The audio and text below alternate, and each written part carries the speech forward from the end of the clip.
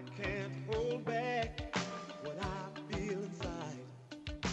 It's just a fact that you should be mine. 20 minutes before the hour, you see that, George Vollman, the automotive insider, is so missed this morning that the senators said, is George Vollman coming in this morning? Is George Vollman? I said, no, he's on the phone right now. Good morning, George. Hey, good morning, Michael Patrick. How are you? Good. The two senators and representative were looking out the window at your parking spot here in front of our Gillespie Group storefront studio saying, what's he going to drive today? Where is he? So you're on the phone with us, not in person, and we're going to get to you in just a minute here. I want to finish up a little business with them if you don't mind. Not a problem. Very good. Governor Granholm, as I understand it, according to the AP, is going to lay out some sort of revised spending plan today. Do you have any expectations? Do you have any idea what that'll look like? Well, on the Appropriations Committee, what we're hoping is that she'll come forward with a plan in which she's not looking at new revenue, because this is an election year. Raising taxes or raising revenue is not a good idea anyway, but especially during an election year, it becomes very problematic. So we're hoping she comes out with a plan in which the expenditures will meet the current revenue. Mm-hmm. Is that likely? We'll find out in a few hours. You must know, though. She, according to this article, wants y'all to finish up the budget soon. Oh, Interesting. In the state senate, we have passed a budget which at the time was balanced, and I think the state senate will pass a balanced budget within a very short period of time. The question becomes, can she get her members in the House to go along with it? Mm-hmm. And we were here in session last Wednesday, as you remember, and Yeah. then we're here Tuesday, yesterday, today, and tomorrow, and then the following week. What are you getting done? A lot of housekeeping issues. Is it? Yep. It's overtime stuff? Really, we're here to try and say, Governor, we're here, we're ready, we want to go.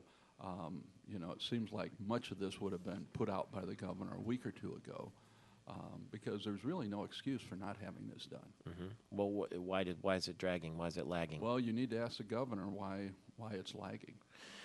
State Senator Glenn Anderson, Democrat from Westland, wants to amend Michigan's constitution to hold oil companies and other businesses accountable, allowing residents to sue for damages for corporate pollution. I presume this is based on what happened there with the oil leak in the Kalamazoo area there, and also wants to make it more difficult to change state and the federal ban against offshore drilling that we have now. We've heard that floated around too a little bit too. What's your reaction to that? Well, my reaction is he going to start talking to Canada?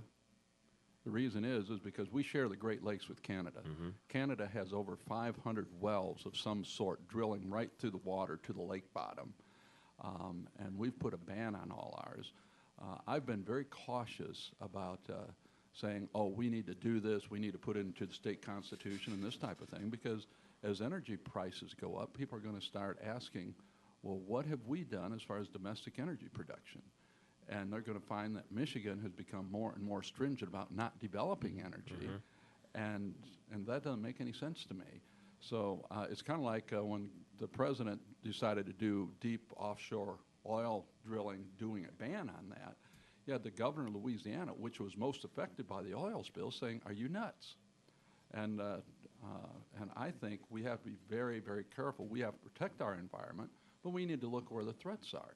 It's not the threats in Michigan, but what are we doing to negotiate with Ontario and the other provinces that border the Great Lakes and say, how do we know what you're doing is actually safe for the Great Lakes? So this sort of legislation would box us in, really. Well, then the question gets into is what is the role of the Constitution? And it was on the phone with one of your peers, George Weeks, who has been around since the Romney era, was talking through about is that the true role of the Constitution to put those types of things in place?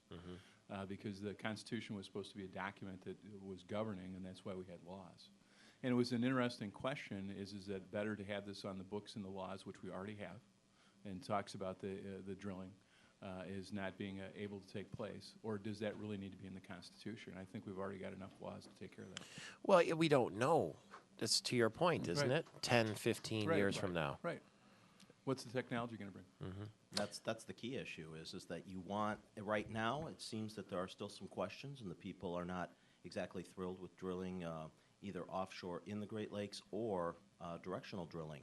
But as technology becomes more available and more predictable, that might be the alternative in 15 to 20 years. Plus, we're the second most regulated state for oil and gas behind California. I mean, the spill, unfortunately... That comforts some people.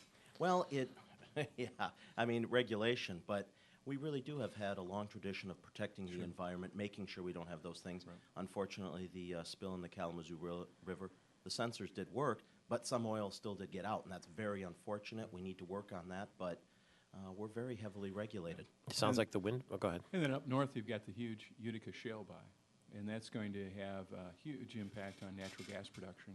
And it was about, $200 million went to the state trust fund after the most recent auction. So there's going to be a great boom up north. Okay, have fun down the street today. Thanks for Okay. stopping here first, and we'll be in touch soon. Appreciate it very much. That is State Senator Jason Allen from the 37th District, the Republican there from the Upper Peninsula in Traverse City. Alan Cropsey, Senator from DeWitt, the Republican, and Representative Wayne Schmidt running for re-election in the Traverse City area as a Republican to the State House. It's 14 minutes before the hour. George Vollman and I see also our good old buddy Chuck Moss, the state representative, one of those who will be returning, presumably, in November to the State House. Stay tuned. We'll be right back.